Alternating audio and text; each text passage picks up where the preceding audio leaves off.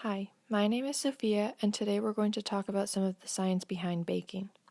So, whether or not you've ever baked before, you have probably heard of the famous first step: preheat the oven to 350 degrees. Of course, it will vary with what you're baking, but have you ever stopped to wonder what's so special about this number? Well, it all has to do with the reaction that takes place during baking, known as the Maillard reaction.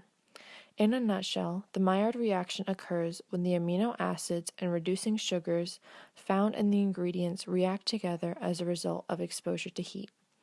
This reaction will continue until hundreds of new molecules are produced. The aroma, flavor, and color of cooked food are all a result of the Maillard reaction that took place.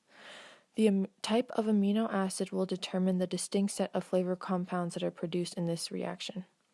Here's how the process works. The carbonyl group of the sugar will react with the amino group of the amino acid to produce water and glycosylamine. The glycosylamine will rearrange itself to produce ketosamines, which create the aroma and flavors in food.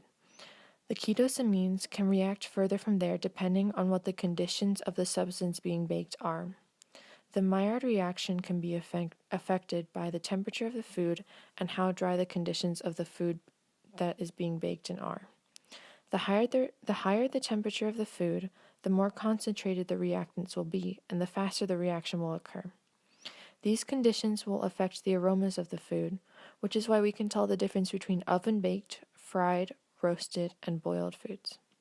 So what happens if the oven isn't set to 350 degrees? Well, if the temperature is too low, then the food will not be evenly cooked.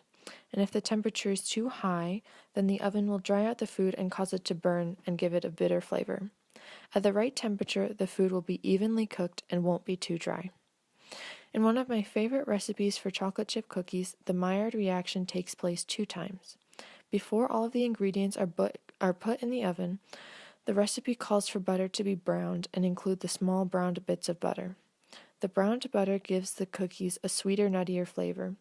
The second reaction occurs in the oven when the cookies are baked. Thank you for watching. Happy baking!